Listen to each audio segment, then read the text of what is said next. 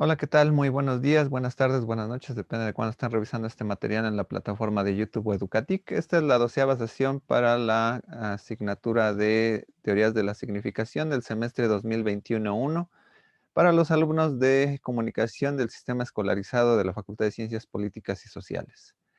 En esta ocasión tenemos un aforo de 36 participantes, contando a Marisol Morales, mi asistente, y un servidor, Jonathan Luis Domínguez Herrera. Como es de repetición todas las ocasiones que comenzamos cada sesión, les recuerdo a todos los asistentes que esta sesión está siendo videograbada, por lo que si en algún momento tienen un inconveniente de ceder su imagen para la grabación, simplemente apaguen su cámara. Y esto solamente les comento que no resta la obligación de participar durante la sesión. Pues bien, de alguna manera hemos llegado a esta 12ª sesión, que en realidad ya es parte de la 4ª unidad. Ya vamos un poquito a la mitad del curso y nos encontramos con una unidad diferente, una unidad que de alguna manera se quedó ahí entre bambalinas con lo que habíamos visto de Saussure. Ya habíamos visto en la primera unidad las generalidades de la hermenéutica y de la semiótica en sus dos vertientes más grandes. Después nos fuimos por las dos grandes tradiciones de Saussure y Peirce, que sería el estructuralismo y el pragmatismo. Después ahondamos en Peirce y Morris y algunos consecuentes avenires sobre lo que sería la pragmática. Y en esta ocasión, pues bueno, vamos a entrar de lleno a lo que sería el estructuralismo semiótico. Y pues para esta ocasión, pues de alguna manera, por ahí ya comenzó a liberarse lo que es la 4ª unidad en la plataforma. Y pues bueno, por ahí escucharán nombres más conocidos como los de Roland Barthes, Gray Maas o James, que son tendientes a esta línea de análisis que derivó Ferdinand de Saussure con su curso de lingüística general. Pues bien, en esta ocasión pues vamos a dar de lleno una aproximación muy general a lo que sería el estudio de Louis Troll Jamesley, que sería este sabio de Copenhague que de alguna manera contribuyó a darle más fineza a los términos que Saussure había dejado. Y pues bueno, de alguna manera, para nosotros que estudiamos comunicación, en algunas partes va a ser útil, en algunas otras quizá, por curiosidad, si nos gusta la parte lingüística, lo podremos ahondar más. Pero bueno, vamos a ver la presentación del día de hoy.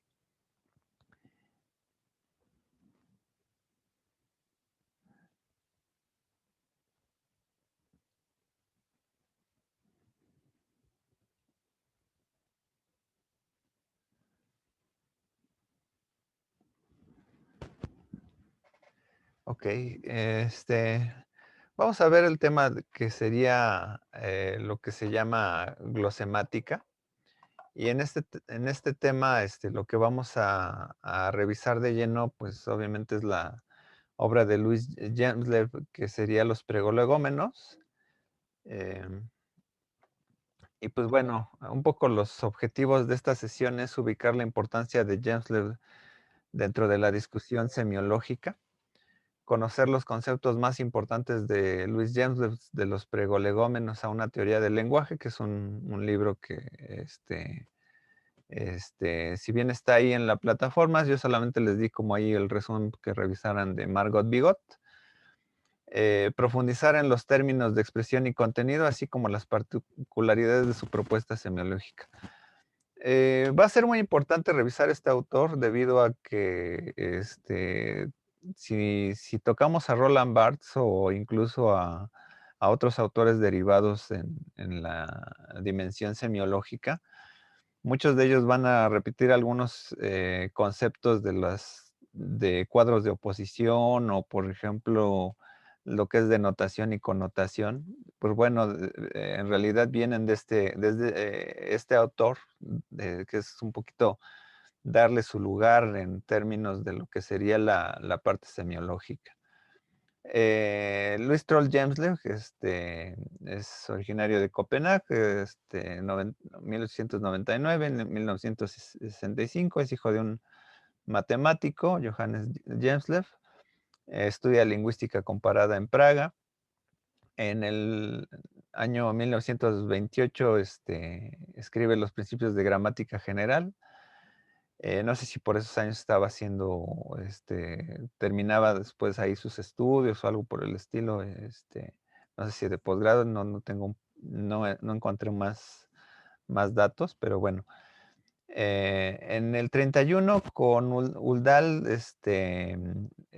crea lo que es el círculo lingüístico de Copenhague.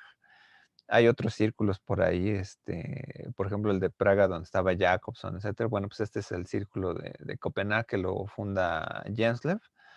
En el 43 está este texto del 43, bueno, en el 43 está el texto de Pregolegómenes a una teoría del lenguaje. Varios años más tarde va a seguir colaborando con su teoría. Entre los más destacados están ensayos lingüísticos, en el 63 el lenguaje. Y bueno, pues, en realidad tiene una obra vasta, pero que va a ser de corte totalmente estructural, ¿no? Totalmente saussuriano. Y lo que vamos a ver el día de hoy, vamos a ver algunos capítulos de lo que sería los pregolegómenos, una teoría del lenguaje. Voy a resumir como que lo que serían los 13 capítulos iniciales, ¿no? Que son quizá los más importantes, ¿no? Vamos a ir, muchos de estos primeros capítulos pues son elementos reconocibles para el autor, ¿no? Hay que entender que, bueno, la glosemática viene de glosa, por ahí, bueno, que tiene que ver con la palabra koiné, lengua también, por ahí decía Margot Bigot, pero también explica lo que es la descripción, ¿no? Y también lo que intentaba hacer este autor era una especie de álgebra del lenguaje, ¿no? Digo, supongo que para ustedes debe ser una de las materias un poco más extrañas porque aquí es donde más acercamiento de palabras lógicas y a veces matemáticas se encuentra, ¿no? Pero bueno, es importante ver que de alguna manera cuando se trabajan los símbolos, la palabra, etcétera, pues de algún modo a veces también la matemática también tiene un lugar, ¿no? También en el mundo de los signos, ¿no?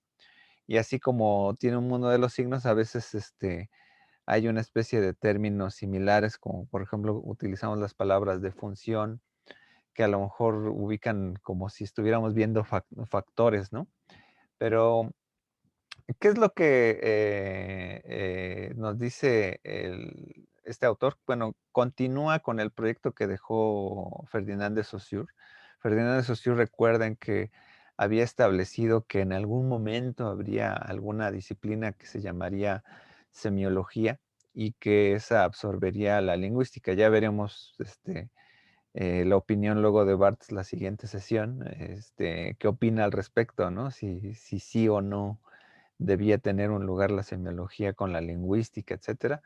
Pero digamos que para Louis Gemslev, le interesó, ¿no? Vislumbrar hasta dónde podría caminar desde la lingüística a la semiología este trabajo que dejó con los conceptos sociales.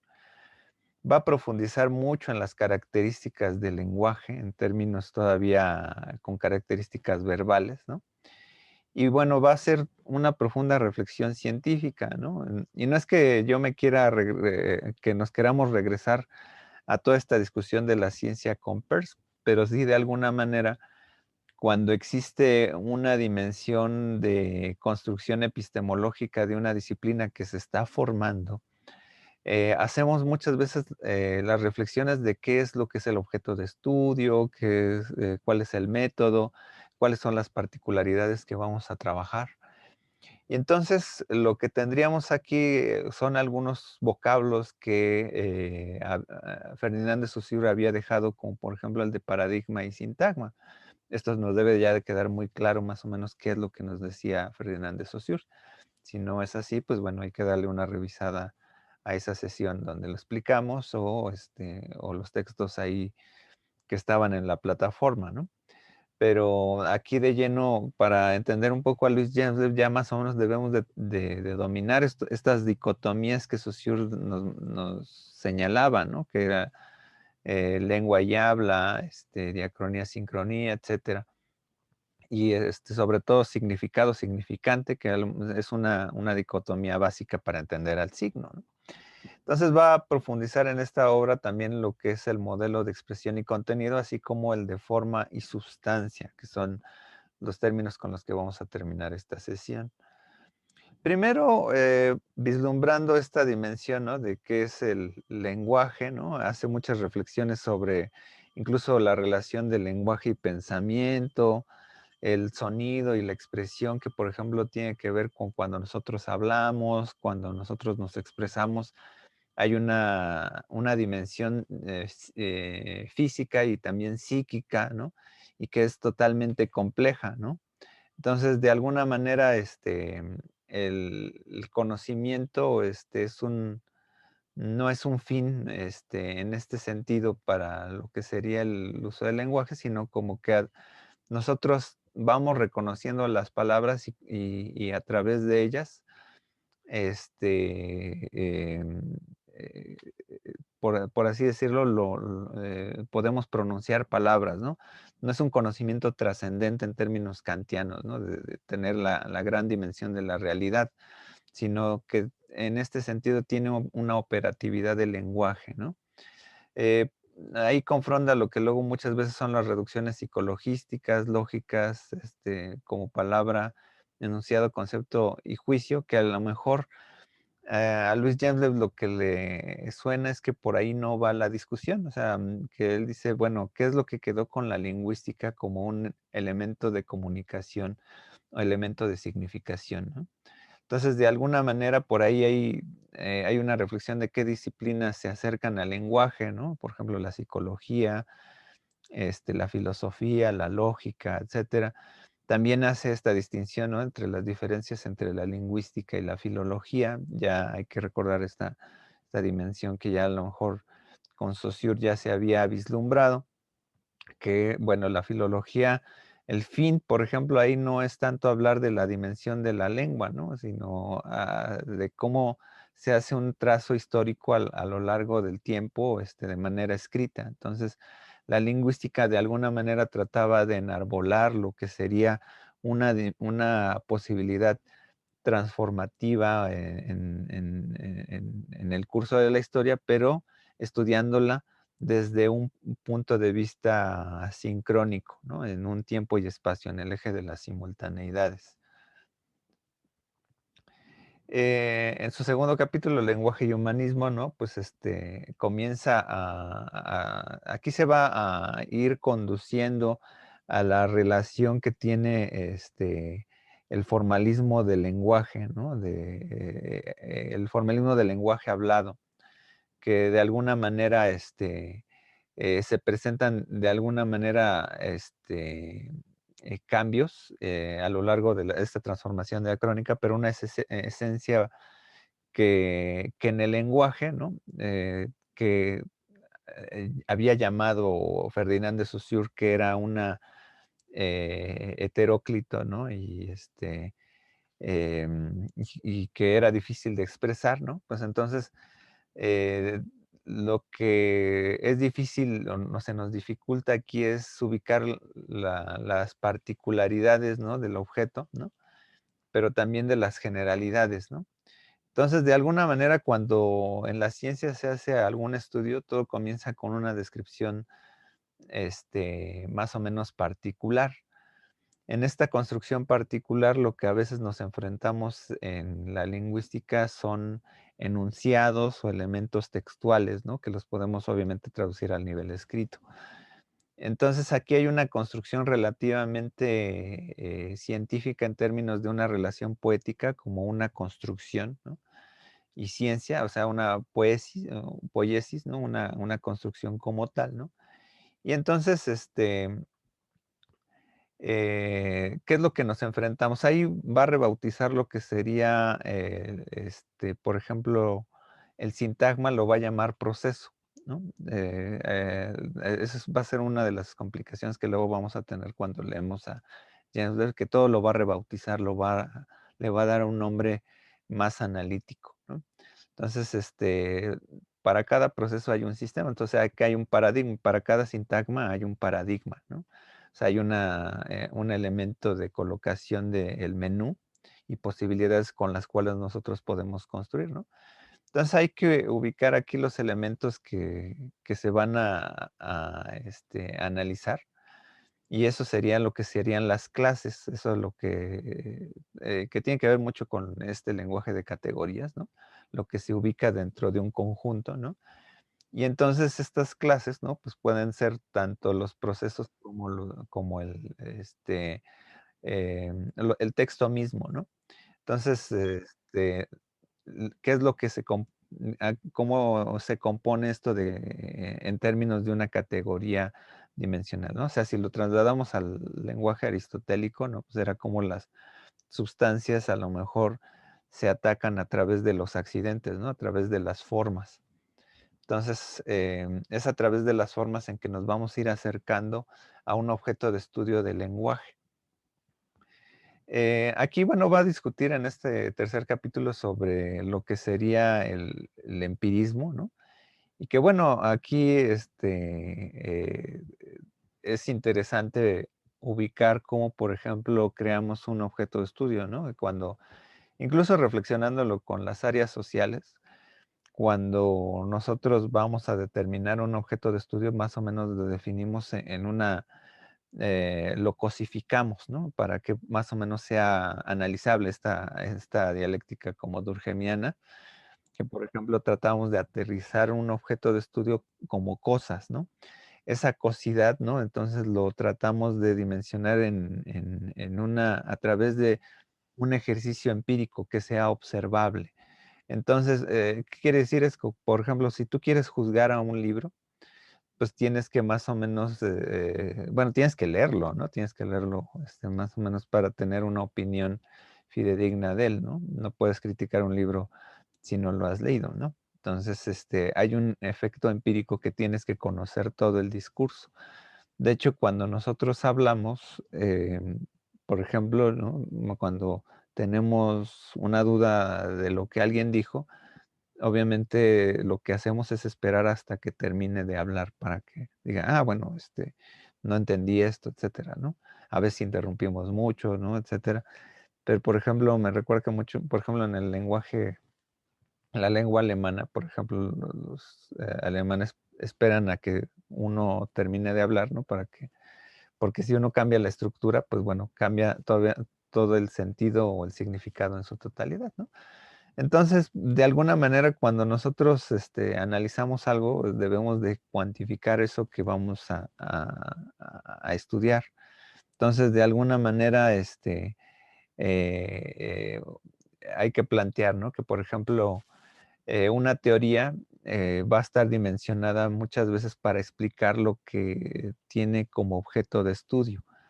Entonces, aquí la producción de resultados se basa en los casos. O sea, no podemos ejercer un acto deductivo, ¿no? Si no tenemos el caso el cual vamos a analizar. O sea, es una dialéctica, ¿no? O sea, no hay principio general si no hay un caso que analizar. Entonces aquí lo que debemos tener muy claro qué es lo que tenemos que analizar, ¿no? Entonces que aquí va a someter mucho el principio empírico que debe estar libre de contradicción. Por libre de contradicciones que no tengamos dudas de lo que estamos analizando. O sea, si yo voy a analizar una novela, pues obviamente yo voy a tener claro que no voy a analizar la historia del autor. Muchas veces pasa que están haciendo un análisis semiótico, ¿no? Y a veces toman datos que a lo mejor dicen, pues bueno, a lo mejor la historia del autor no es importante para entender el formalismo de la obra, ¿no? Eso es lo que a veces llamamos pues, paja, ¿no? Realmente en un trabajo por ejemplo, de análisis, ¿no? O sea, pues bueno, sí, hay un autor, etcétera, pero pues, no es importante, ¿no? Que cuando describamos algo, ¿no? pues no esté metiendo cosas como que de más, ¿no? Entonces ahí, entonces la descripción de un objeto de estudio debe ser exhaustiva y simple, ¿no? O sea, ahí por ahí podríamos aquí decir que es un parecido al nominalismo de Occam, ¿no? La explicación más sencilla tiende a ser la correcta. A ubicar un poco, liberándonos un poquito de los universales del realismo, ¿no? Tal cual se había planteado, ¿no? De ubicar que hay grandes ideas, ¿no? Sino plantearlas a través del mundo inmediato, ¿no?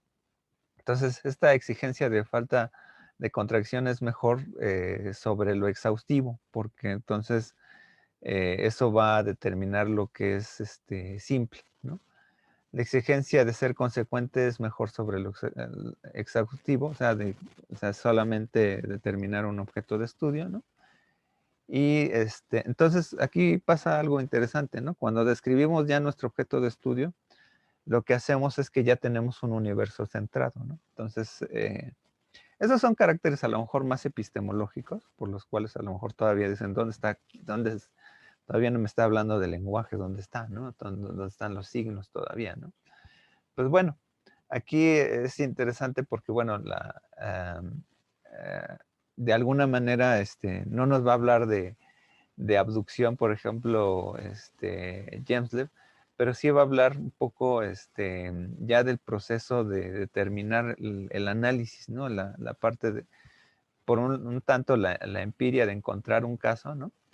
Y entonces, aquí lo que dice, cuando vamos de lo particular a lo general, ¿no? La inducción es como la entendemos así, ¿no?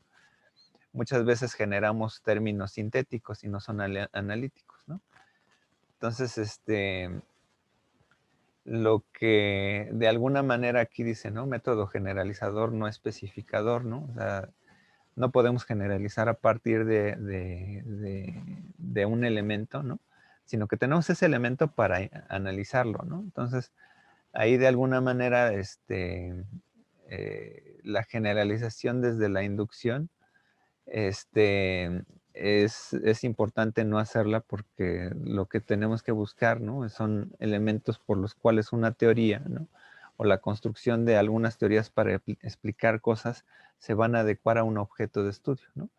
Entonces ahí él va a privilegiar, en pocas palabras, lo que sería un aspecto deductivo, aunque tengamos principios empíricos para determinar, por ejemplo, un texto, ¿no?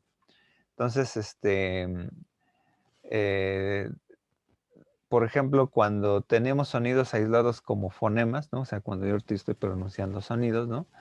Tienen sentido cuando los categorizamos en una significación. O sea, cuando yo, por ejemplo, estoy pronunciando una palabra, no se entienden los elementos aislados, ¿no? Si yo digo perro, no, no hago el análisis de p, o, ¿no? Sino construyo la palabra perro, ¿no? En una totalidad, ¿no? En esa generalidad es como hacemos una deducción de una totalidad, vamos a hacer un aspecto analítico. Ese es mi universo, ¿no? Esa palabra es mi universo, ¿no? Entonces, dice, de la clase al componente, o sea, de lo grande a lo más pequeño, ¿no? O sea, tenemos categorías, clases, luego componentes, ¿no? Entonces, las categorías con las que analizamos el lenguaje parten del ordenamiento de las clases. O sea, cuando ustedes sufrían por las clases de morfosintaxis, del sujeto, verbo y predicado, núcleo del sujeto, núcleo del predicado, etcétera, pues se le dan nombres a ese tipo de ese tipo de conjuntos por las cuales se van vislumbrando cada elemento, ¿no? Tenemos las palabras que son monemas, ¿no? Y tienen elementos más pequeños que son los fonemas, que esas ya son unidades sin significado, pero sí tienen sonido. Entonces, aquí de la relación entre lenguaje y realidad, pues bueno, el buscar una teoría con acompañamiento deductivo, pues bueno, es que a partir de más o menos elementos clasificables, observables, ¿no? Entonces, que esto tiene que ver más con epistemología, ¿eh? Porque de hecho, un poco reflexionando desde lo que sucede, por ejemplo, para los estudiantes, ¿no? Y con el nuevo plan de estudios que como que se pierde todo este sentido de la teoría. Este, hay una dimensión importante aquí, ¿no? Que, ¿qué es lo que te hace a ti comunicólogo, no? O sea, de alguna manera es no es el aspecto observable que vas a ejercer simplemente, sino un aspecto metódico con el cual las cosas que observes más o menos vas a tener una interpretación determinada. Pero las cosas que más o menos se fueron aprendiendo en la teoría fueron a partir de elementos observables. Esos elementos observables, alguna persona agarró una libreta y comenzó a apuntar cómo fue el procedimiento, cómo funcionaba, y a su vez un poco se iba perfeccionando la observación, ¿no? A través de estos elementos que se estaban ordenando o clasificando, ¿no?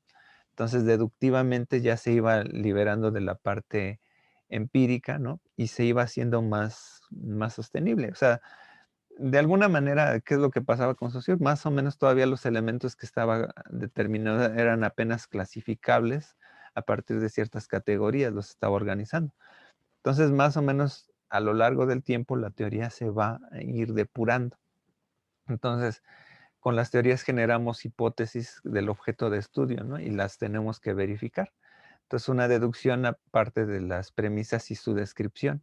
Los datos de las premisas pues, son datos empíricos que de alguna manera los tenemos, ¿no? Entonces, la parte más práctica siempre en una carrera, pues siempre va a ser el hecho de problematizar. No es que uno cargue una cámara o etcétera, ¿no? Sí, porque eso es un aspecto técnico, eso se resuelve técnicamente, ¿no? Un profesionista se debe de dar en la confrontación entre la teoría y la verificación. O sea, esa parte que a lo mejor ya veíamos con Peirce respecto del aspecto de la ciencia, ¿no? Nada más que bueno, ahorita James lo está planteando para su propio objeto de estudio, ¿no? Entonces, de alguna manera, ¿no? Cuando se vincula esta también verificación de la realidad, ¿no? Eh, la relación de teoría y objeto debe ser recíproca o unidireccional. Recíproca porque el objeto va a alimentar lo que yo estoy planteando. ¿Qué es lo que pasa muchas veces cuando yo estoy haciendo una investigación o algún discurso científico sobre algún objeto de estudio? Es que a veces uno cree que si se va de lleno con una línea determinada, ¿no? Con un tipo de estudio, uno cree que a fuerzas tiene que comprobar la hipótesis o la teoría que uno está tratando de usar, ¿no? O sea, y en cambio, de lo que se trata es de que uno trate de ver si con el objeto de estudios se modifica la teoría o se mantiene, ¿no? Entonces, eh, lo que tenemos de la teoría son principios generales más o menos para abordar de alguna manera ese objeto de estudio. La teoría es un sistema de hipótesis que se validan direccionalmente con el objeto, no incluye postulado de existencia, constituye un sistema deductivo que se puede usar para calcular las posibilidades que siguen sus premisas, esto que estaba explicando. La teoría implica premisas con condiciones de aplicación a datos empíricos que dan valor generalizado. Aquí en el estudio del lenguaje van a haber dos factores que de alguna manera se concatenan también con la teoría, que es el principio de arbitrariedad. Determina lo que se pueda estudiar a partir de las premisas. Por ejemplo, nada más tenemos la palabra o el texto, ¿no? Y adecuamos la teoría a lo mejor a ese texto que vamos a obtener, ¿no? O sea, que vamos a describir. Entonces, los fines de la teoría del lenguaje, ¿no? Entonces, aquí hay una relación entre teoría y objeto, ¿no? La teoría cambia su visión sobre el objeto, sería una pregunta que hacemos al aire, ¿no? El objeto de la lingüística se presenta como textos. Recordemos que Saussure hablaba de significado y significante, ¿no? De alguna manera, la serie de elementos sígnicos, ¿no? Estas dicotomías se iban a vislumbrar a partir de estas dicotomías, ¿no? Y entre ellas estaba lo que es el paradigma y el sintagma. Entonces, el paradigma, pues ya tenemos nuestro menú de opciones, ¿no? Y el sintagma es toda una construcción en horizontal que hacemos linealmente, ¿no? Sobre un caso determinado, ¿no? Sobre un objeto empírico. Por ejemplo, dices, pues, la casa, la casa tiene 2 pisos, ¿no? Por ejemplo, eso es un sintagma, ¿no? Es, lo que lo va a rebautizar este Gembler lo va a hacer como texto o como proceso, es un proceso, ¿no? Entonces se debe ser altamente descriptivo, exhaustivo y viable de adecuación, ¿no? A lo que se va a estudiar con este texto, ¿no? Con la información lingüística se puede construir un texto concebible teóricamente en la misma lengua, ¿no? O sea, que esta es como una especie de feedback que hacemos con la dimensión teórica, ¿no? Recordemos que con el lenguaje podemos analizar al propio lenguaje. Entonces es interesante porque generamos categorías a partir de lo que tenemos a nuestro alrededor, ¿no? Entonces, se deben construir métodos que proporcionan una descripción simple, autoconsecuente y exhaustiva, ¿no? El mejor método es que conduce al mejor resultado. Eso es como una dimensión prescriptiva del carácter de epistemológico de la ciencia frente a lo lingüístico, ¿no? Entonces aquí las perspectivas para el estudio lingüístico va a tomar en cuenta que lo que tenemos a nuestro alrededor cuando estamos comunicando son formas y no sustancias, ¿no? De hecho, lo veíamos incluso con Aristóteles, ¿no? Que lo que tenemos son los accidentes, no la sustancia en sí misma, ¿no? Pero de aquí, de alguna manera, ¿qué es lo que pasa en términos lingüísticos, ¿no? Que no analizamos lo que está pensando fulanito en su cabeza cuando decimos mesa. Analizamos la particularidad, bueno, hay la fonología a veces se estudia cómo el sonido viaja a la materialidad, lo que sería la materia, ¿no? Y si ese sonido viaja de manera correcta, de acuerdo a si los foniatras, ¿no? Si no pronuncias bien las letras o tartamudeas, pues de alguna manera tratan de ubicar esa parte si está bien o no pronunciada, ¿no? Pero cuando estamos hablando en términos lingüísticos, lo que tenemos a nuestro alrededor son formas a través de las palabras, ¿no? Los significantes. Sabemos que hay una unidad dicotómica ahí con los significados, pero lo que tenemos es una forma, ¿no? A través de cómo viaja el sonido, ¿no? Pero ese sonido se materializa, ¿no? En una especie de elemento determinado, ¿no? Entonces, eh, aquí hay una dimensión que aplica mucho a la filosofía, ¿no? Pues son los universales. Los universales tienen que ver con las ideas que más o menos tenemos entendidas, ¿no? Como cuando una palabra encierra un significado únicamente, ¿no? Esa vieja teoría platónica del realismo, donde las cosas encierran las ideas, ¿no? Porque nosotros somos ideas, ¿no? Entonces, pero están constituidas por una forma determinada. Entonces, aquí en el sistema de definiciones, lo que pretende Jandl es que nos alejemos de las cuestiones metafísicas y que hagamos más categorías, ¿no? Entonces, hay que eliminar las propuestas implícitas o los postulados por teoremas que determinen condiciones. O sea, si el enunciado tal dice tal, es porque es tal, ¿no? O sea, es una condicional, ¿no? O sea, no hacer un supuesto nada más, sino pues lo que estás haciendo es como enarbolar una hipótesis, ¿no? Condicionalmente, ¿no?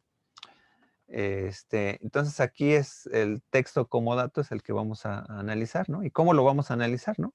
Pues conociendo un poco la estructura.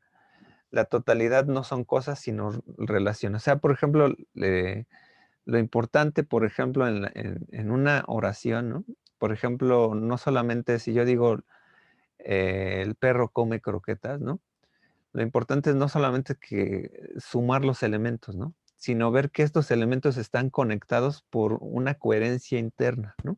Si yo digo el perro come, es porque hay una congruencia entre el verbo conjugado, ¿no? Y el sujeto, ¿no? O sea, no puedo decir el perro comen croquetas o el perro comes croquetas, ¿no? Porque debe haber una unión funcional entre cada elemento, ¿no? Entonces, la cuestión que va a ver James, ¿no? Que dice, pues no me interesa cuáles sean los significados particulares mentales, ¿no?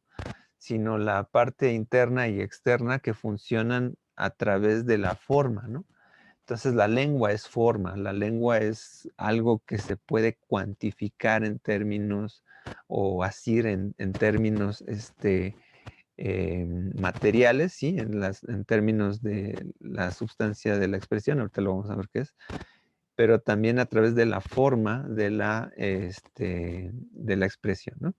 Entonces, ahí es donde, por ejemplo, podemos dimensionar, ¿no? Que el principio de análisis muchas veces tendrían que ser los sintagmas, ¿no? A partir de que se están estableciendo como formas, ¿no? Y aquí va a determinar 3 tipos de elementos, ahorita los vamos a ver con un ejercicio, bueno, con un ejemplo, ¿no? Lo que es interdependencia, determinación o constelación, que son 3 tipos de unión que pueden tener los elementos sintagmáticos, ¿no? En sus partes con las cuales se unen, ¿no? O sea, cada palabra puede tener una función, pero cada función tiene una terminal que le llamaremos funtivo. O sea, ese funtivo es lo que a lo mejor es lo que la pieza del rompecabezas que pega con la otra, ¿no? Entonces, son a veces las terminaciones que pueden tener o las condiciones que puede tener una palabra con otra. Entonces, pueden haber palabras que a lo mejor dependen una de la otra, como por ejemplo, o estructuras, ¿no? El sujeto y el predicado son interdependientes, ¿no? Cuando abramos una oración, la determinación, pues por ejemplo, cuando este, si hay una palabra plural, es que en algún momento hubo una palabra en singular, ¿no? Una constelación, pues, por ejemplo, cuando hablamos, por ejemplo, podemos organizar muchas veces palabras, ¿no? Como conjunciones, ¿no? Como el objeto directo, indirecto o circunstancial, ¿no? O sea, no importa cuál pongas primero, ¿no? Son compatibles, ¿no? Entonces, ahorita vamos a ver un poquito de ello, ¿no? Entonces, entre las formas de análisis, ¿no? Pues cómo se establecen las relaciones, ¿no? Y la unión de las palabras en los textos. Entonces, James establece varias definiciones. Las clases se llamarán paradigmas, los componentes serán paradigmas miembros, ¿no? Entonces aquí entramos ya un poco ya de lleno, ¿no? En lo que son estas palabras, ¿no? Que ya las comentaba, ¿no? La función es dependencia, la función dependencia es la que te satisface las condiciones de análisis entre clase, un texto, por ejemplo, y sus componentes. O sea, ¿qué es lo que compone, ¿no? Un texto en sus partes, ¿no? Y funtivo es un objeto que tiene función con otros objetos. De él se dice que contrae una función. O sea, ¿qué es lo que pega una palabra con otra, no? Entonces aquí se establecen 2 tipos de función, la constante y la variable. Entonces, aquí vamos a hacer una pausa en esta parte, en donde, por ejemplo, ¿qué es lo que ha pasado con todo esto que, que dice James, ¿no? Y entonces, tenemos por un lado a Saussure, ¿no? Donde teníamos esas palabras de lengua y habla, ¿no? Relación asociativa y sintagmática, ¿no? O sea, porque el paradigma y sintagma, ¿no? Tenemos el fonema, el morfema, la fonología, ¿no? La relación sintagmática, los elementos de una oración, rasgos distintivos, ¿no? Entonces, James los va a nada más rebautizar, ¿no? Ese va a ser un poquito lo complicado. Mi intención no es que ustedes sean unos grandes especialistas en lingüística Jamesleriana, sino que simplemente conozcan o entiendan un poco estos principios de lo que está haciendo con la lingüística, cómo después de eso lo sacamos para cuando nosotros queramos estudiar algo que no sea lingüístico, ¿no? En realidad, quien va a hacer ese trabajo va a ser Roland Barthes. Cómo nos salimos de la lingüística para tratar de ubicar objetos que no son lingüísticos, ¿no? Entonces, de alguna manera, ¿no? Si yo tengo, por ejemplo, en James, pues realmente en vez de lengua y habla va a decir esquema y texto en uso, ¿no? En vez de paradigma va a hablar de sistema, ¿no? Y lo va a ejemplificar con función o y proceso con función y, ¿no? Es una relación, ¿no? Que se conecta con constantes o variables, ¿no? Fonema va a ser cenema, el morfema va a ser plexema, fonemático, fonología, función, relación sintagmática, ¿no? El funtivo, pues van a ser los elementos, ¿no? Y el taxema, los rasgos distintivos. Entonces, realmente lo que está haciendo James Leve es seguir el camino que dejó Saussure, ¿no? Un poco para que tengamos claro esto, ¿no? Entonces, hace una serie de categorías para analizar el texto. El texto relativo a un sistema como el habla es a la lengua, ¿no? El texto se comprende empíricamente e inductivamente, ¿no? Por eso todo este rollo de decir cuál era el objeto de estudio empírico. Mientras que el sistema es deductivo. O sea, si se dan cuenta, por ejemplo, tenemos un texto sintagmático, el perro come croquetas, eso se entiende empíricamente, o sea, se entiende a través del aterrizaje de caso, ¿no? Pero los paradigmas, ¿no? O el sistema, ¿no? Que por ejemplo, que sería sistema perro, gato, hurón, ratón, cualquier animal, ¿no? Ese sistema de animales, ¿no? Como elementos categóricos, se entiende en la posibilidad de contradicción de las palabras que no están en las ausencias. Y esas ausencias se entienden deductivamente. O sea, si yo utilicé esta palabra, ¿no? Deduzco que tú entonces no utilizaste otra palabra como gato, ratón, etcétera, para especificar que estabas hablando del perro, ¿no? Por eso se hace esta distinción muy analítica al principio con James, ¿no? Del principio de exhaustividad y no contradicción. Precisamente si yo tengo ya el texto, la oración sintagmática tal como estoy comprendiéndola, eso obedece que el sistema de la lengua permite otras posibilidades que yo no estoy nombrando en este momento. Entonces, lo que tendríamos que ver entonces con Jevlev es que simplemente va a ser más fino lo que ha dejado Saussure en lo que sería lo empírico analítico, ¿no? Y de aquí es donde, o sea, si nos ponemos todavía más, eh, ¿cómo se llama? em, más profundos, ¿no? En la dimensión entre lo deductivo y lo inductivo, va a haber un momento en que se cruza lo inductivo y lo deductivo, en términos de que tú determinas ya tu universo y a partir de ese universo que ya lo has centrado, ¿no? De alguna manera, tú comienzas a determinar los principios que corresponden consecuentemente solamente en ese universo, en ese diagrama de Venn. Entonces comienzas a ver cuáles son las relaciones en que tienen un punto y en otro. Y esto nos ayuda mucho, mucho, por ejemplo, cuando hacemos reflexión en la teoría social, porque lo que hacemos en la teoría social es precisamente delimitar nuestro campo. Delimitamos nuestro campo a partir del universo que seleccionamos. O sea, si yo selecciono estudiar un conjunto de personas en tiempo determinado, en un espacio determinado, es a partir de ese conjunto determinado inductivamente estadístico en las cuales yo voy a aplicar una serie de casos o elementos. Por eso a veces la psicología parte a lo mejor de la psicología social, parte de elementos de conjunto, ¿no? De decir cómo estas personas están respondiendo a tales, bueno, no estímulos, pero sí a lo mejor a tales elementos que están a su ambiente, etcétera. Y entonces yo puedo determinar una voz más o menos más aplicada a ello. Entonces aquí tenemos el cuadro de funciones, el famoso cuadro de funciones, en donde yo tenemos las funciones de interdependencia, determinación y constelación. La definición de interdependencia, entonces A es recíproca a B, o sea, o B es recíproca A. En un proceso, o sea, pensando en un texto, ¿no?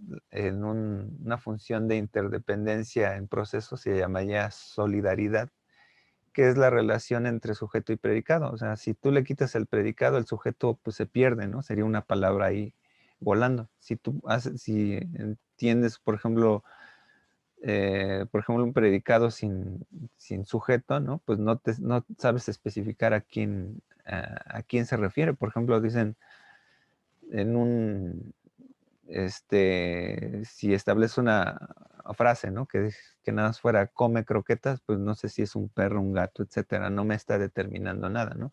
Requiere un sujeto para que pueda funcionar. En caso de sistemas, pues por ejemplo, en el caso del paradigma, ¿no? Hay una interdependencia entre, por ejemplo, los antónimos, bueno, malo, feo, bonito, etcétera, ¿no? No se entiende uno ni sin el otro. Por ejemplo, aquí vamos a entrar luego un tema aquí, que no sé cómo yo lo solucionaría, que sería, por ejemplo, la complementariedad en términos actualmente con lo que se hace en el lenguaje inclusive, ¿no? En términos de género, pero aún así creo que se podría determinar si es un masculino, es un no neutro y un no femenino, por ejemplo, ¿no? O si es un neutro, es un no masculino, no femenino, ¿no? Por ejemplo, ¿no? O sea, siempre estaríamos dicotómicamente hablando en términos de conjunto, ¿no? Lo que sería la complementariedad, ¿no? En términos de determinación, una función, por ejemplo, puede ser que nada más un elemento determine al otro, ¿no? En términos de selección, es un sustantivo y un adjetivo, ¿no? O el sujeto y la conjugación del verbo, ¿no? Por ejemplo, yo tengo, ellos correrán en la carrera, ¿no?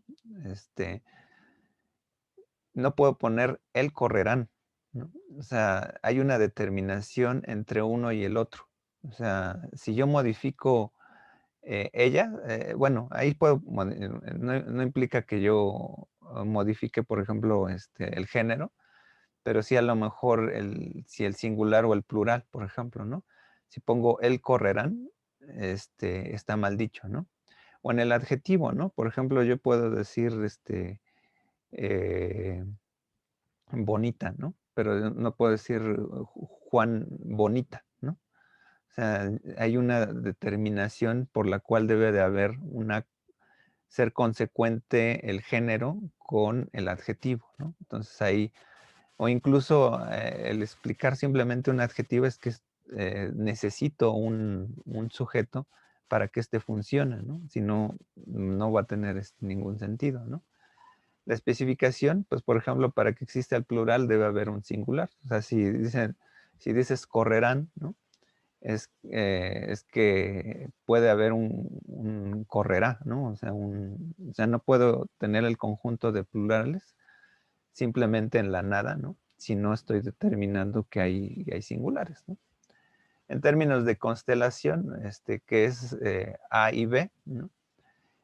O sea, pueden existir uno y el otro y son independientes de estos, ¿no? Por ejemplo, el objeto directo, indirecto o circunstancial, yo puedo decir, miro la casa, miro su ventana, miro con duda, ¿no? O sea, yo miro, ¿no? Este, eh,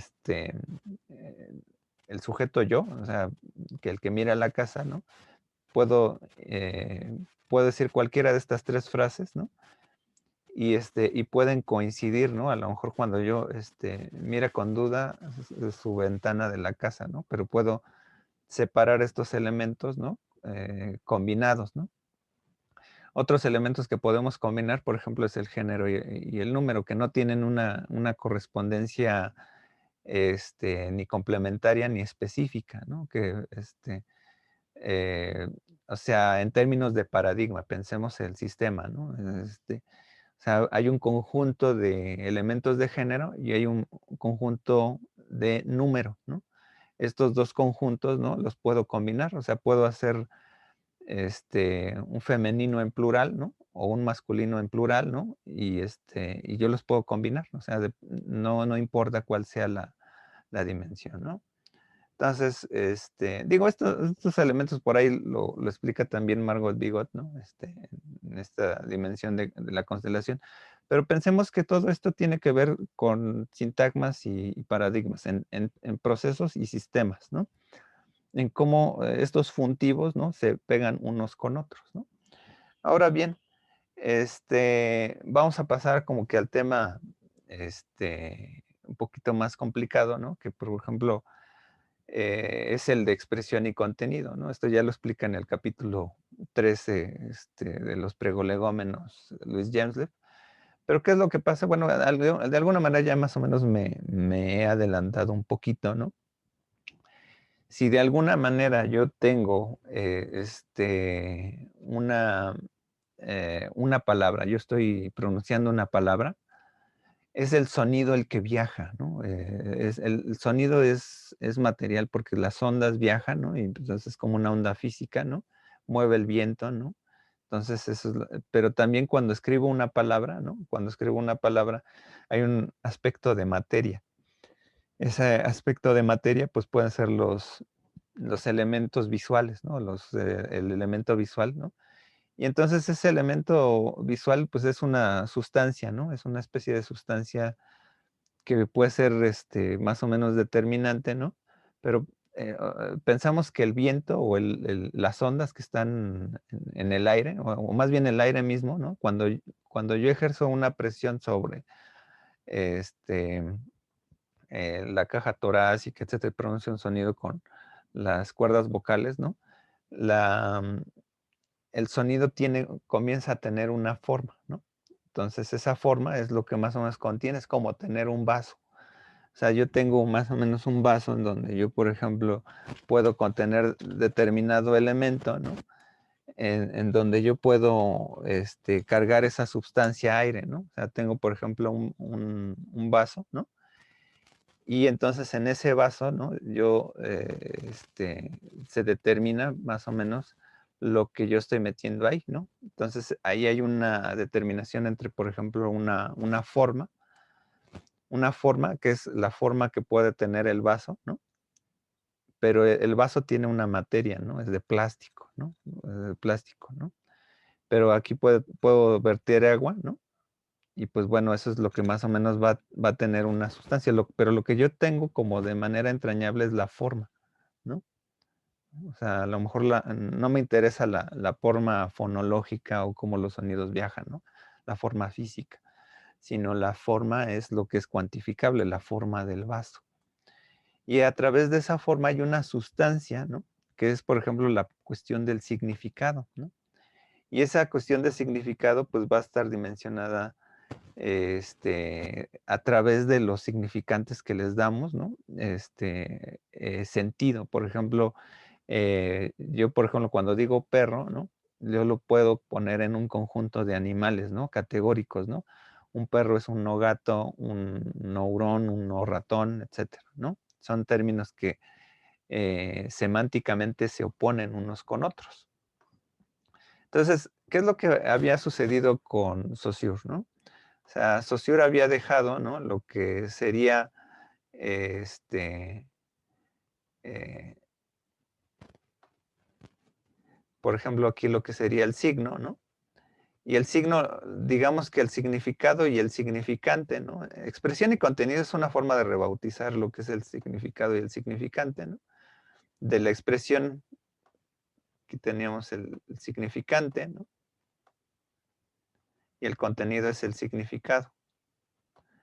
Pero a lo que había llegado Saussure simplemente es que esto se daba solamente en su forma, ¿no? En la palabra, ¿no? La palabra que contenía un significado determinado en su forma, ¿no? ¿Cómo se comprendían los significados? Pues simplemente el perro se opone, por ejemplo, al gato, al ratón, a otro tipo de palabras. O la mesa es la no silla, ¿no? En términos de forma, ¿no? Lo que desconocemos es esta parte, ¿no? La de la sustancia, la que es la que queda de fuera, que esto sería como el aspecto ideológico. A lo mejor, si a mí me ofrecen un vaso de agua, yo a lo mejor de alguna manera, pues eso yo lo considero como amabilidad, ¿no? Y eso ya sería un aspecto connotativo, ¿no? Que ya queda fuera del elemento de significante que me están dando, ¿no? Y el aspecto de sustancia de la expresión simplemente sería el sonido mismo. Aquí sería el sonido. Pero el sonido en términos fonológicos, ¿no? En donde, pues bueno, de alguna manera esto es materia. Esta es la parte material, ¿no? Esto va a ser importante que lo tengan claro cuando veamos figuras retóricas, porque hay figuras retóricas que apelan mucho a la sustancia del sonido, hay otras figuras retóricas que apelan a la forma de la expresión, hay otras que apelan a la forma del contenido y otras a lo que sería el grado más lógico, apelan a cosas que están fuera de él, ¿no? Pero bueno, esto es importante, que tomen nota, ¿no? Y aquí, por ejemplo, aquí podríamos poner la parte ideológica, ¿no? Creo que tenemos una participación.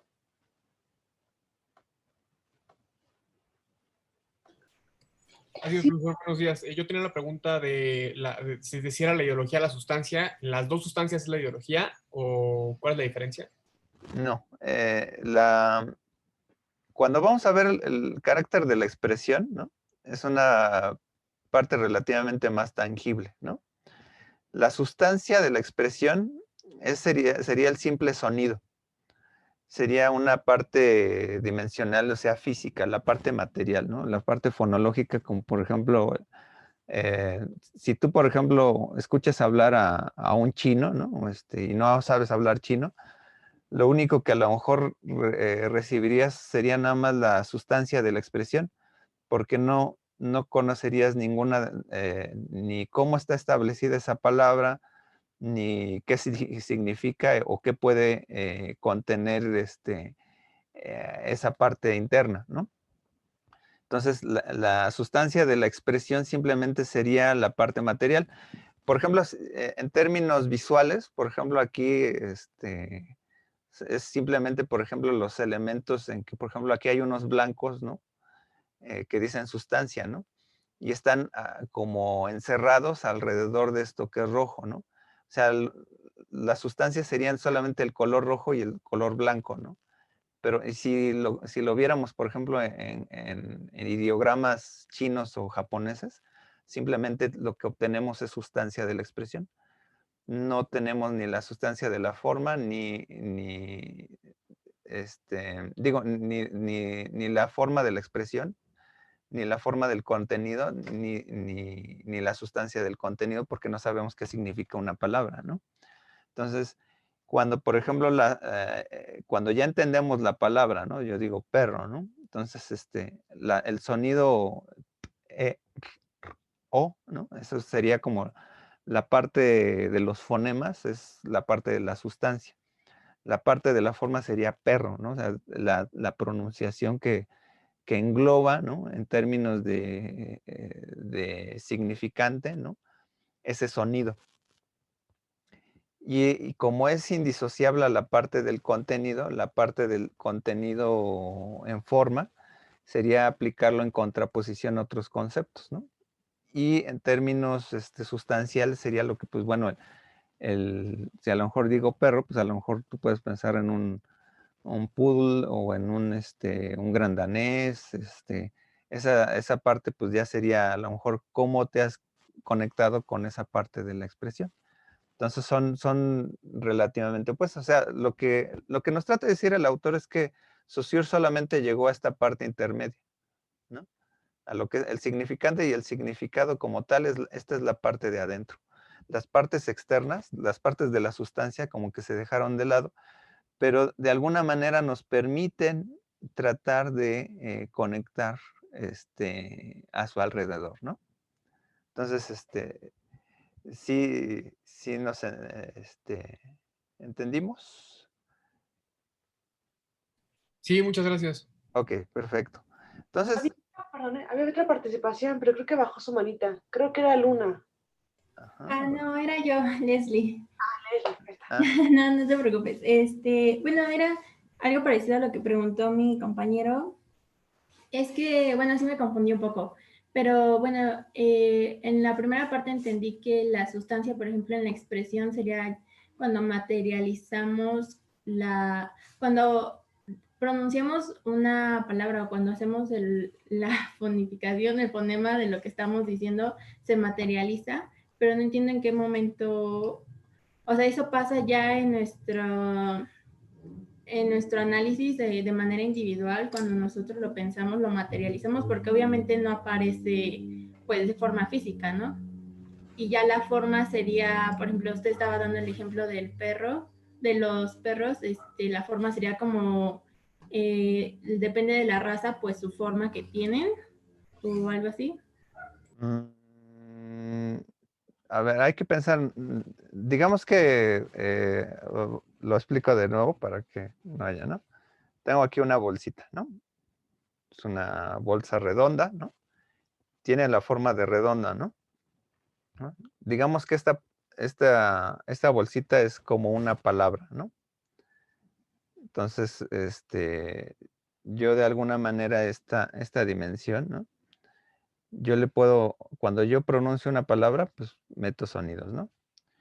Ahora bien, ¿qué es lo que pasa con el contenido? En ese contenido hay un significado, ¿no? Ese significado pasa por el oído y pasa por mi mente, ¿no? Ya que está en mi mente, ¿no? En mi mente yo tengo una dimensión deductiva, ¿no? Que cuando me están diciendo el perro come croquetas, ¿no?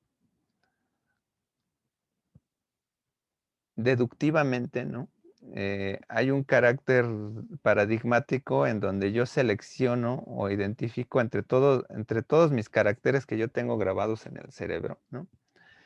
Em, Cuando digan perro, ya sé más o menos a qué se identifica. Es un aspecto, un animal, ¿no?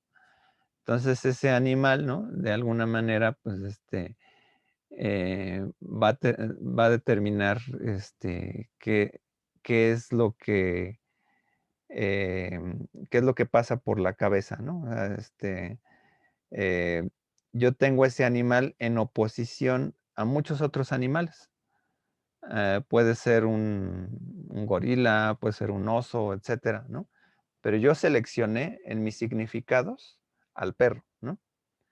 O sea, pero esa dimensión de forma, la dimensión de forma del contenido se da por oposición frente a otros conceptos. O sea, el perro es el no gato, el no, el no ratón, el no gorila, etcétera, ¿no? La forma está determinada en oposición a otros conceptos, ¿no? Y en ese se cuantifica, ¿no? Que puede haber como una especie de esencia, ¿no? Una esencia, por así decirlo, de forma, ¿no? O sea, están refiriendo a un perro, ¿no? Y la sustancia del contenido, es un aspecto ideológico en el cual, pues, es decir, no tenemos mucho acceso desde la parte lingüística. O sea, yo no puedo clarificar qué es lo que tú estás pensando ahorita. O sea, no puedo decir, si yo digo perro, no puedo, no puedo tener acceso a la ideología que tú tienes, ¿no? O sea, no puedo tener la idea, ¿no? Exactamente fija del perro, ¿no? O sea, sino que simplemente tienes la categoría de perro, pero no puedo saber si a lo mejor el perro que estás pensando tiene motitas o tiene o es café o qué sé yo, ¿no? O ese aspecto de la sustancia es el aspecto más recóndito, ¿no? Del significado. Entonces, lo que tenemos acceso es a la forma, ¿no? O sea, es como cuando tenemos un objeto, o sea, también, o sea, podemos tener cualquier figura, ¿no? Eso a nivel visual, pues, por ejemplo, puede determinar, pues, por ejemplo, qué es lo que tenemos cuando vemos un cartel, ¿no? O vemos un anuncio, ¿no? El cartel más o menos tiene una composición, ¿no? Y hay una composición que encierra los elementos que tiene ahí adentro, ¿no? Lo que tú pienses cuando tú estás codificando ese mensaje, ¿no? Es que primero lo codificamos con palabras, ¿no? Y lo codificamos a través de un discurso lingüístico donde decimos, ese es un anuncio de un auto, ¿no? Y yo digo el auto, ¿no? Pero el auto puede, como una generalidad, como una representación intelectual de lo que tendríamos como por el auto, ¿no? Pero ya cuando te imaginas el auto, tú ya te ves en ese mismo auto conduciéndolo, pues bueno, eso ya es una condición muy particular. A lo mejor una persona se lo imagina que lo está limpiando o que lo está... esa sustancia del contenido es al cual nosotros no tenemos como mucho acceso, ¿no? Y es totalmente opuesto, ¿no? A lo que es sería totalmente opuesto a la parte de la sustancia de la expresión, ¿no? Que no, o sea, esa es todavía más tangible, esta es totalmente abstracta y metafísica incluso.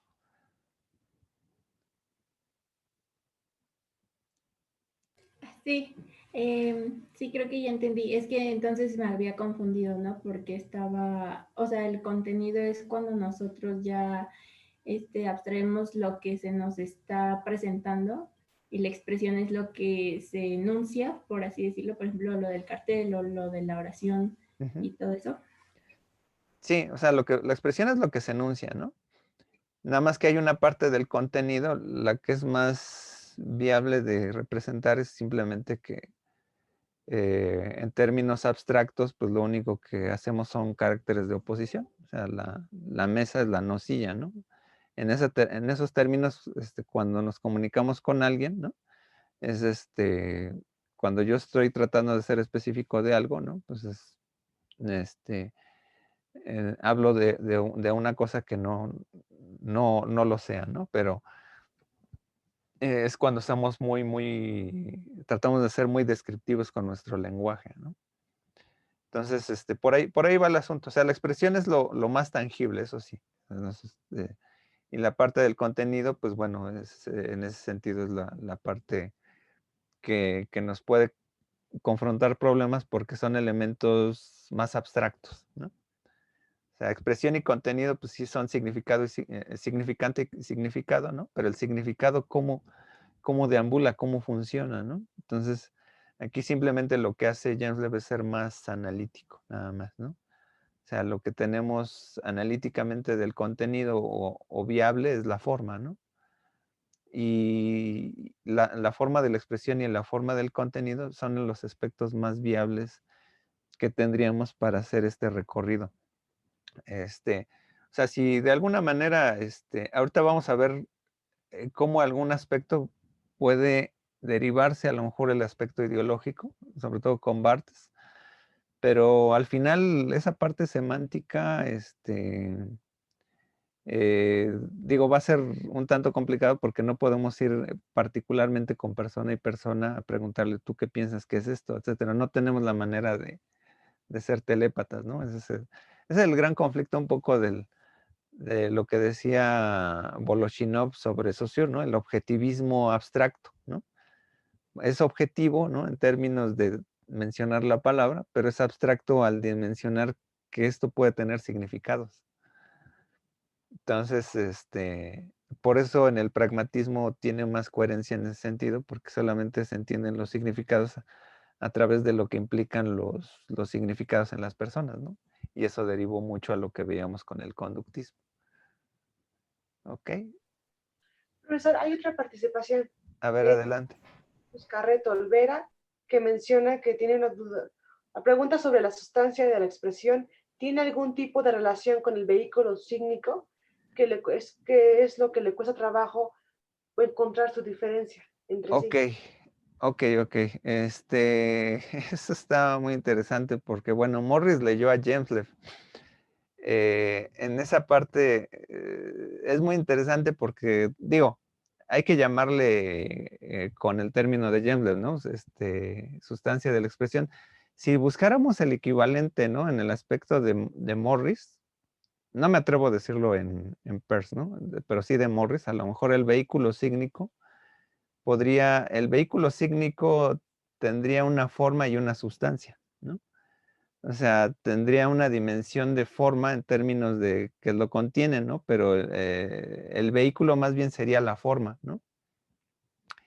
Pero el aspecto sustancial ahí sería, por ejemplo, la materia, ¿no? Que lo compone, ¿no? O sea, es como, por eso ponía aquí la bolsita, ¿no? Y pues de la bolsita, pues bueno, sé que es a lo mejor, es de tela, ¿no? Esta bolsa, ¿no? La sustancia es la tela, ¿no? Pero la forma es redonda, ¿no? Entonces, cuando yo planteo una dimensión, verbal, ¿no? O escrita, ¿no? La sustancia puede ser la propia tinta, ¿no? O lo escrito. Pero la forma de la letra más o menos se encierra, ¿no? A los fonemas, ¿no? Y a la palabra, ¿no? Para que de ahí esa tinta no se salga, ¿no? Así como de la palabra pronunciada fonéticamente, ¿no? Hace que el ruido se convierte en sonido, se transforma en palabra, ¿no? Entonces, digo, es un tanto complicado cuando nos estamos enfrentando a estos conceptos, ¿no? Pero sí la sustancia del sonido es muy evidente en la parte lingüística, ¿no? Cuando confrontemos, por ejemplo, no sé, algún tipo de objetos, ¿no? Por ejemplo, tengo aquí esta figura, ¿no? Es un King Kong, ¿no? Pero yo lo que puedo decir, ¿no? Esto es de plástico, su sustancia es de plástico, ¿no? Y pero tiene la forma de un gorila, ¿no? ¿No?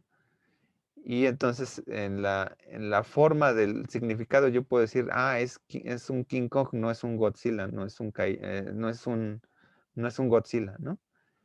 Pero yo a lo mejor en la sustancia ideológica puedo pensar mentalmente, mira, la película que yo vi cuando tenía 10 años o la película blanco y negro, etcétera, ¿no? Eso yo no lo puedo saber, ¿no?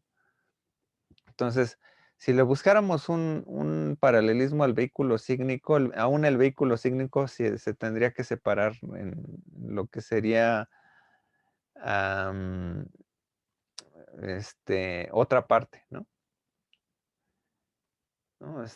Ahí pues como son otro tipo como es otro tipo de teoría, ¿no? Ahí sí se confronta mucho, ¿no? O sea, digo, la teoría de Morris es diferente, ¿no? Ahorita que estamos viendo estructuralismo, vamos a regresar más bien con los aspectos diádicos, ¿no?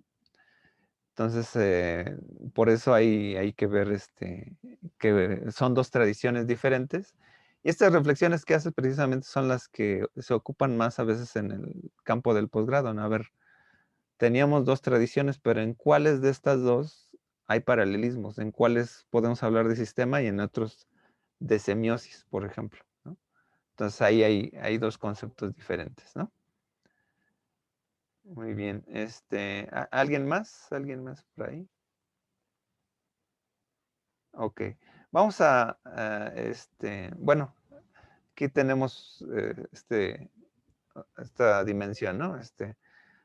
Por ejemplo, cuando yo hablo de una palabra, ¿no? Es la materia, los sonidos, la sustancia, la forma sería la palabra formada, ¿no? En el contenido sería la forma por oposición a otros contenidos, a otros conceptos. Y la sustancia, es todo ese aspecto ideológico, ¿no? Por ejemplo, en esta parte, ¿no? Si yo estoy haciendo sistemática, por ejemplo, en la biología, pues la biología a veces habla un poco de cómo, por ejemplo, las letras, ¿no? Las cosas, los objetos más o menos se dimensionan por la forma, ¿no? Senema es, por ejemplo, es otra manera de llamarle a la forma de la expresión y pleremas a la forma del contenido, ¿no? Entonces, por ejemplo, aquí tengo estas hojitas, ¿no? Yo puedo decir que tiene forma elíptica y esta es reniforme, ¿no? Así arbitrariamente se les dijo, ¿no? Entonces, de alguna manera, ¿no? El plerema, pues más o menos me puedo poner, cuando yo veo una reniforme es una no elíptica. Cuando veo una elíptica es una no reniforme, ¿no? Cuando yo, por ejemplo, este esquema, ¿no? Lo vea como un ejemplo de una hoja de verdad, ¿no? Pues en la sustancia del contenido, ¿no? Pues a lo mejor yo ya voy a imaginar, ¿no? Eh, Como por ejemplo, eh, pues se dimensiona una con el aspecto real, ¿no? O sea, que es lo que, por ejemplo, yo podría ir dimensionando, ¿no? Y aquí vamos a entrar ya de lleno a la parte final, ¿no? Donde sería, ¿no? Por ejemplo, la semiótica denotativa. O sea, lo que hemos hecho con esta dimensión de cenemas, ¿no? O dimensión de significado y significando visto como expresión y contenido, es que lo que tenemos, por ejemplo, es, por ejemplo, aquí una palabra, ¿no? Reloj despertador, y el contenido, pues, es un contenido que es pues, un no zapato, no sé, un no almohada, ¿no? O sea, el contenido mentalmente lo podemos codificar, ¿no? En el plano sistemático. Si esa expresión, ¿no? Yo el reloj despertador, ¿no? Yo la veo, ¿no? A su vez como una nueva expresión, o sea, como si yo la genero como el término de una expresión, ¿no? Yo voy a pensar que el reloj despertador implica la puntualidad. Eso es lo que es la connotación. O sea, es una doble denotación. La denotación simple, ¿no? En un primer nivel, ¿no? Sería esta parte, ¿no? La del reloj despertador, que me tiene un concepto muy claro, ¿no? En un segundo nivel, ¿no? Ya tengo el concepto de reloj despertador, pero ¿eso qué implica? Que cuando suene, pues yo voy a tener puntualidad. O sea, cuando yo veo un reloj despertador, hay gente que se va directamente a la connotación, no a la descripción del objeto. Entonces ahí va precisamente a un nuevo nivel, que sería la semiótica connotativa. Y lo que dice al final Jemslev, es que, bueno, para hacer ciencia, lo que tenemos en la ciencia es que encontramos objetos en la naturaleza que no han sido nombrados y les ponemos nombre. Entonces yo puedo tener este reloj despertador como expresión y contenido, ¿no? Que a lo mejor solamente se refiere a un objeto mecánico, ¿no? Pero en términos filosóficos, ¿no? La expresión, estoy hablando de ejemplos de categoría y clase, ¿no? O sea, por ejemplo, de decir es un objeto mecánico que sirve para tal cosa, ¿no? Entonces ahí es donde viene una dimensión metasemiótica, porque lo que generamos es como cuando encuentras una palabra nueva, ¿no? Un concepto nuevo, ¿no? Como por ejemplo el bosón de Higgs, ¿no? El bosón de Higgs se entiende conceptualmente, ¿no? Pero tuvo que ser nombrado como una categoría de la física, ¿no? O sea, por ejemplo, ahí estaría una categoría de la física.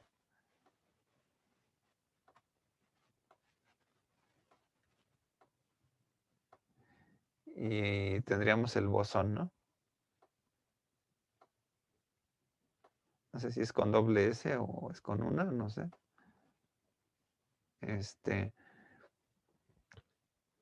Y aquí, por ejemplo, en el contenido, de hecho, es interesante porque, bueno, una vez un colega hizo una tesis precisamente sobre eso, ¿no? Y que de alguna manera lo que hacían los científicos es que trataban de buscar algo ejemplificable, una parte demostrable del bosón de Higgs en términos de que fuera visible, ¿no? Que necesariamente fuera visible, ¿no? Porque nada más eso se tenía a través de la relación teórica o matemática, ¿no? Que tuviera una forma, ¿no? Pero lo que se tenía antes simplemente era el concepto, ¿no? En la física, ¿no? O por ejemplo el tiempo, ¿no? El tiempo, por ejemplo, pues puede ser una categoría de la física, ¿no? Pero lo que nos interesa, por ejemplo, en el lenguaje, ¿no? Es que, por ejemplo, aquí tenemos cualquier palabra, ¿no? Y yo puedo decir, este es un sustantivo con, y con un adjetivo que lo especifica, ¿no? Entonces aquí tenemos ahí la categoría, por ejemplo, de sujetos, ¿no? A lo mejor puede ser un sujeto gramatical ¿no? Entonces, realmente lo que hace la metasemiótica es generar conceptos. Quizá esta es la más abstracta, ¿no? Porque realmente lo que generamos son a partir de cosas observables, darles un metalenguaje. Una manera, en vez de decir cuello, dices el esternocleidomastoideo, ¿no? O sea, sería la expresión, por ejemplo, ¿no? O sea, tienes el objeto cuello como expresión y contenido, ¿no? Lo puedes poner como una parte del cuerpo, ¿no? Y le dices el esternocleidomastoideo como expresión. O sea, ahí va de manera inversa. Entonces, lo que decía Jemlem, que la manera más habitual para hacer semiótica es generar conceptos. De hecho, no sé si se han dado cuenta que la mayor parte de libros, o por ejemplo los libros de Umberto Eco, la mayor parte de las primeras páginas es generalizar un vocabulario o una especie de código para poder leer el libro. Una vez que ya tienes más o menos adecuado ese código, ¿no? De ese propio libro, entonces más o menos vas entendiendo a qué es lo que se está refiriendo y con qué palabras les está refiriendo estas condiciones, ¿no? Entonces, por último, ¿no? El trabajo de Jemleb es un trabajo que implica la fineza en los términos de Saussure.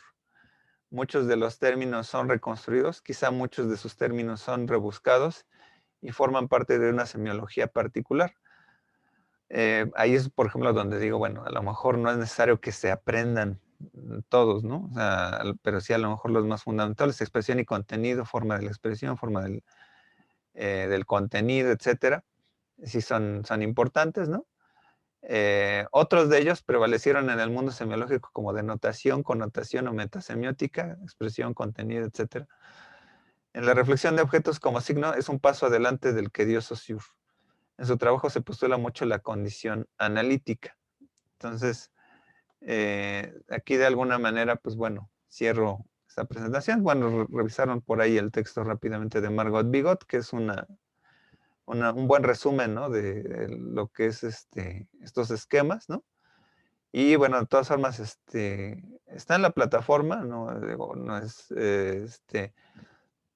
a lo mejor tendrán que hacer ahí un ejercicio ahí de buscar palabras, ¿no? De los pregolegómenos, para que, bueno, ya no se tengan que chutar todo el libro, pero pues bueno, si tienen tiempo, a lo mejor para la tesis, para, posteriormente para el posgrado, sí, a lo mejor sí tendrán que revisarlo con calma y detalle, ¿no? Entonces, bueno, de aquí alguna duda, pregunta, comentario.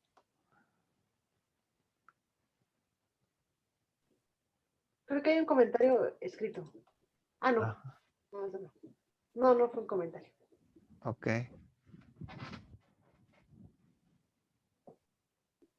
¿Le gustaría que lo pasáramos al azar? Déjame, bueno, déjame pensar una buena pregunta, ¿no? Sí, bueno, me gustaría saber si alguno de estos términos los habían revisado, ¿no? En sus clases de discurso, por ejemplo, ¿no? O bueno, no sé si en Lenguaje, Cultura y Poder hayan escuchado hablar de él o hayan escuchado estos términos, ¿no? Primero. Y segundo, y otra pregunta sería, ¿en qué aspecto más o menos creen que este autor contribuye o contribuyó al avance de lo que dejó Saussure? ¿Creen que para ustedes es más complicado o qué es lo que implicaría esto, ¿no? Y ahora sí, entonces sí, dejamos esas. Ok, entonces al azar le gusta. Ah, creo que hay que responder. Vamos a ver. Sí, ya hay alguien que, digo, es un poco bajarlo a nuestros términos, ¿no? No que tampoco estoy pretendiendo que sean unos expertos en Jamesley al terminar el curso, ¿no? Pero sí que entiendan esto, ¿no? Creo que Leslie Michel. Sí, bueno, nada más. Bueno, me gustaría responder rápido a lo que preguntó el profesor. Ajá. Pues yo no había visto ninguno de los términos que se trató, bueno, en las otras materias sobre este autor, más que lo de significado y significante, pero eso es de Saussure. Y siento que una de sus aportaciones principales y que, bueno, que yo noté más y que incluso hasta me costó trabajo entender fue lo de, pues, la sustancia, ¿no? Que es lo que no había trabajado Saussure y que, pues, sí tiene cierto, para mí sí tiene cierto sentido porque creo que sí es un análisis más detallado de cómo cómo trabaja nuestra percepción de la expresión y del contenido, de las formas, de cómo entendemos las palabras y el lenguaje. Y se me hizo interesante cómo también le pone el término de sustancia a la forma abstracta de cuando ya procesamos el contenido individualmente. No sé si me voy a entender, Sí, pero bueno, eso. sí, realmente aquí el comentario también va porque de alguna manera estuve reflexionando mucho cuando estaba haciendo el programa, ¿no? Sobre todo ahorita que es a distancia la materia. Y estaba a punto de quitar el tema y irme directamente con Roland Barthes, pero sí sería quitarle toda esta parte de donde, por ejemplo, Roland Barthes va a construir, por ejemplo, su discurso de el sistema de la moda, el cual ya aparecerá ahí una actividad ahí en la plataforma, ¿no? Bueno, ya de todas formas ya subí los contenidos que más o menos explican lo que es el soporte, el objeto y la variante. Pero de alguna manera Roland Barthes es más conocido por los conceptos luego de denotación y connotación, pero es importante más o menos ver de dónde vienen, ¿no? Por eso creo que es importante darle su lugar a este autor dentro del estructuralismo. De alguna manera, en lo personal, pues no soy un especialista en Gensler, conozco obviamente lo básico, en términos de que, pues bueno, como ustedes saben, a lo mejor me apasiona más la línea persiana, ¿no? Pero sí se me hace muy importante de que hay veces en que hay como paralelismos, ¿no? Entre algunos conceptos, ¿no? Por ejemplo, incluso en la parte metafísica, ¿no?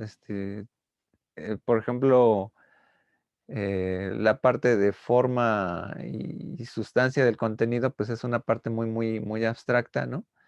Pero en la misma sustancia yo incluso a veces se puede subdividir, ¿no? Para mí, ¿no? Lo que es la esencia y las apariencias, ¿no? Pero eso ya son trabajos que a lo mejor ustedes cuando vayan en posgrado van a estar viendo cómo se conectan con otros autores, ¿no? Más a lo mejor de fenomenología. Pero es interesante sobre todo ver de dónde viene este autor. No se me hace a lo mejor muy plausible, eso sí, de una vez les aviso si para la evaluación de final de esta unidad, eso sí que muchos de los términos ahí como secundarios, taxemas, etcétera, ¿no? Sino que ubiquen estos conceptos particulares, ¿no? Porque de alguna manera,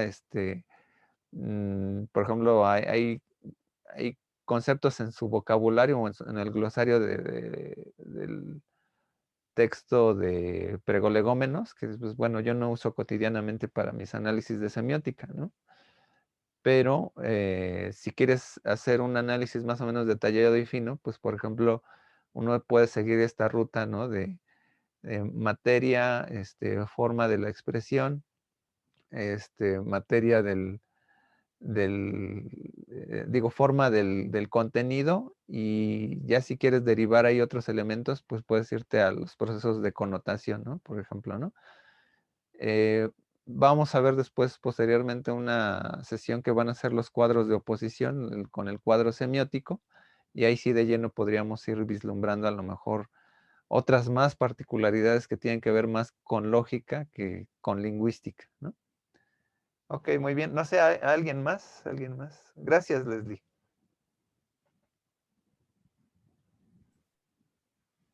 Pues comentaron varias cosas en el chat. Bueno, con respecto a la primera pregunta, que si Ajá. la habían conocido antes o lo habían visto después del tema, y no. Bueno, o sea, varios dijeron que no, que no lo habían visto, que no lo habían escuchado. Max Cortés dijo que en lenguaje, cultura y poder nos especializamos más en la técnica de los ensayos y el desarrollo del contenido. En lenguaje vimos un poco de hermenéutica, significante y significado, etcétera, pero no el tema, ¿no? Que se acaba de abordar. Sí, ha cambiado. Bueno, eh, digo, yo tuve la fortuna no sé, de tener otro tipo de plan de estudios, ¿no? También, Marisol, también tú tuviste todas las materias clásicas, ¿no? Pero sí había como a veces un tiempo, ¿no? Como en discurso sobre todo, porque esto, si se dan cuenta, nos vamos ahondando más a que en el estructuralismo estamos estudiando más el análisis del discurso. Entonces, de aquí de alguna manera, pues estamos enfrentando toda esta dimensión opuesta a la visión metafísica, lógica, ¿no? De la dimensión persiana que estábamos viendo. Aquí sí lo estamos viendo es más ver de manera tangible los elementos que nos conducen a entender un elemento determinado, ¿no? Pues bien, a ver, no sé si haya... Vamos a pasar al azar, ¿le parece? Ah, creo que alguien respondió. Ok, Ana Lidia Aguilar Márquez. Yo Ajá. solo vi el curso de lenguaje, aunque no sabía el autor, solo los conceptos porque recuerdan las explicaciones, el cómo pensamos lo contrario de una palabra, concepto, para encontrar su significado también deducirla. Creo que James Lee sí aportó a lo que decía Saussure y sí retoma muchos conceptos renombrados, pero siento que llega a ser más abstracto. Ujú. Paradójicamente, sí, o sea, él pretendía ser más analítico, más que metafísico, pero, o sea, yo digo igual lo mismo, ¿no? O sea, sí, en algunas partes, ¿no? O sea, digo, un poco en mi experiencia también como cuando ustedes, así como cuando fui como ustedes estudiante, ¿no? Pues sí era de los autores que más trabajo, me costó más trabajo incluso entenderlo que a Peirce, ¿no? Em, y en el sentido de la aplicación, pues bueno, muchas veces vamos a ver que, bueno, hay una ruta, por ejemplo, cuando estamos vislumbrando elementos que no son lingüísticos, ahí sí hay mucha posibilidad de sacarle jugo a una descripción amplia y deductiva, ¿no? También hay otra idea, ¿no? Que tenía, por ejemplo, ahorita en la cabeza, que si se han dado cuenta, ¿no? O sea, el programa de lenguaje, cultura y poder, teoría del discurso y realmente son como un rompecabezas, en donde no necesariamente hay un texto que inicie, si se han dado cuenta, o sea, sino que alrededor, incluso creo que también sucede en teorías, ¿no? Porque no hay un mapa pedagógico con el cual se arranca, sino que hay muchos caminos para ahondar a ese metanivel del lenguaje. Y una vez que ustedes ya hayan pasado, por ejemplo, los 4 cursos ideales, que sería lenguaje, cultura y poder, teoría del discurso, teorías de la significación y imagen y discurso audiovisual dentro de la línea del lenguaje, es que ustedes al final tengan un corpus para determinar, bueno, el clic lo hago a partir de que hay una conexión entre el plano de contenido y el plano de la expresión dentro de análisis discursivos de una película, por ejemplo, ¿no? ¿Cuál es el discurso, por ejemplo, la forma de la expresión de una película o de una fotografía determinada, ¿no? Entonces dices, bueno, eso es lo que ubica el significado, ¿no? Tal cual, ¿no? Cuando hago, por ejemplo, un proceso de denotación y connotación, que son los que hace Roland Barthes, pues ubicar más o menos uno de dónde vienen estos conceptos, ¿no? Decir de dónde surgen, de dónde surgen y hacia dónde van, ¿no? Por eso esta unidad se llama sentido y significación. Eh, Cabe mencionar algo, ¿no? Que hay una palabra que decía James Lev que era el sentido, ¿no? Pero se refería a la materia, ¿no? A la materia con las cuales era la sustancia, ¿no? Entonces, por eso la unidad se llama sentido y significación. O sea, ¿cuál es la materia sustancial con la cual nosotros trabajamos con los discursos y cómo a partir de ellos significamos algo, ¿no? Entonces va a haber luego una correspondencia cuando veamos a Greimas, porque Greimas dice, fuera del discurso no hay salvación. O sea, no trates de buscar algo que está fuera del discurso, porque solamente lo que se dice adentro del discurso hay una posibilidad tangible de entender cuáles son los elementos que son funcionales entre cada uno y otro, ¿no? Funcionan dicotómicamente, ¿no? Entonces ahí luego viene el recorrido generativo de la significación, que son los sistemas de oposición, blanco-negro, bueno-malo, etcétera, ¿no? que eso es un poco el cuadro de contradictorios, contrarios, subalternos, etcétera, ¿no?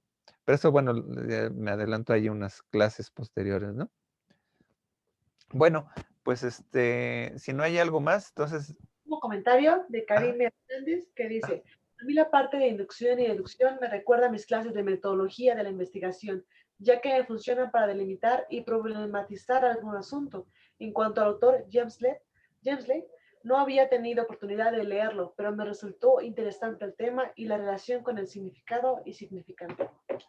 claro, de hecho, es lo interesante, cuando hacemos una reflexión sobre cada aspecto de la ciencia, realmente, por eso los pregolegómenos se tardan mucho en determinar cuál es el aspecto científico del objeto de estudio, ¿no? O sea, en un caso más claro, por ejemplo, ¿no? Si yo tengo un discurso escrito, ¿no? En un papel, ¿no? En una hoja. Y, por ejemplo, a mí se me rompe la hoja, ¿no? Y pierdo unos elementos del discurso, más o menos por la relación de contexto, puedo entender el sentido general, ¿no? El sentido que tiene todo el discurso. Entonces, más o menos podría entender que hay elementos que más o menos le puedes quitar a un discurso y todavía sigue funcionando. Y cuando todos esos elementos que siguen funcionando puedes determinar aún así el significado general, entonces es que has hecho un proceso más o menos relativamente científico. De hecho, ustedes se enfrentan a un tipo de lectura así porque a veces no conocen todos los conceptos y los van armando unos tras otros, ¿no? Y más allá de eso, ¿no? Con el aspecto deductivo, entonces pueden predecir, lo que el autor quiere decir es tal, ¿no? Entonces, de alguna manera, claro que tiene que ver todo con esta reflexión epistemológica de la ciencia. Por eso, esta es una de las áreas, ¿no?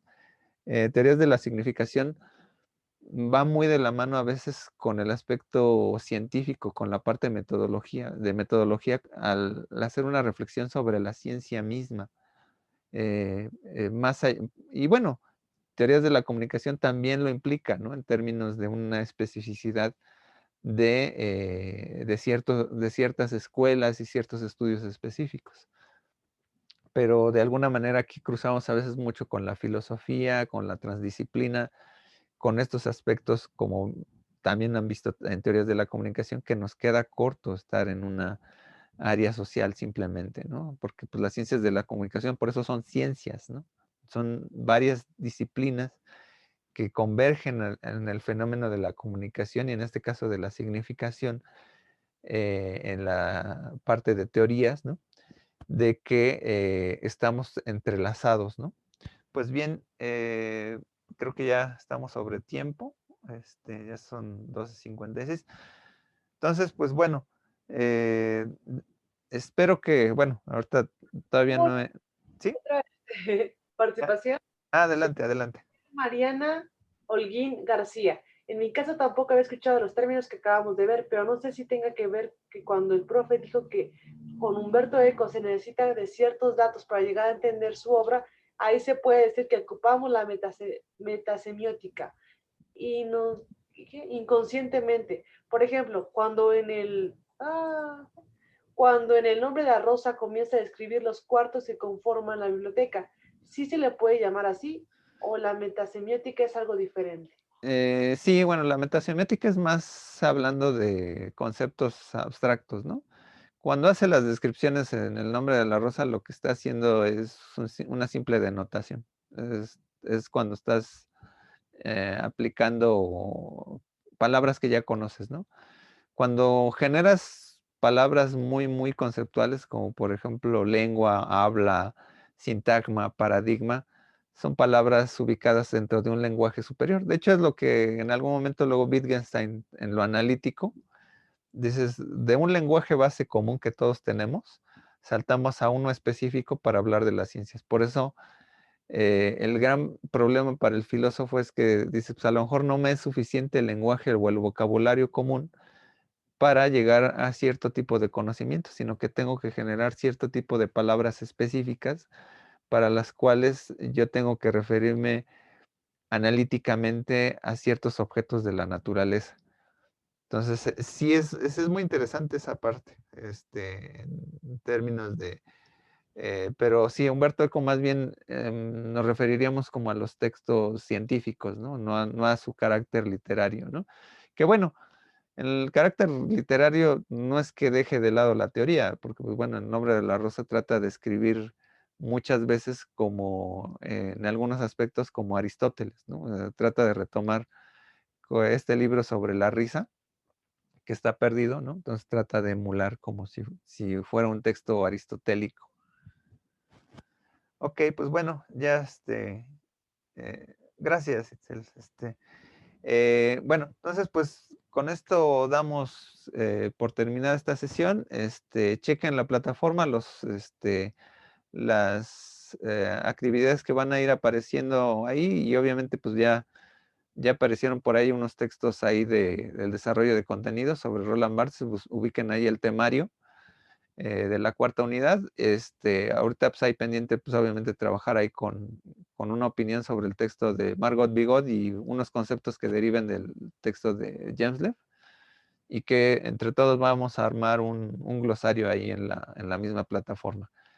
Sin más, pues bueno, yo me despido y pues espero que estemos al pendiente. Y si en caso de que apareciera una duda técnica, estoy ahí en el correo o ahorita después de unos minutitos en que cierre la grabación. Muchas gracias y hasta luego. Esta parece Hasta que luego. está. Hasta luego, profesor. Muchas gracias. Gracias, profesor. Gracias, profe. Curioso. Hasta luego. Gracias, prof. Gracias, hasta luego. Hasta luego, que estén bien. Hasta luego.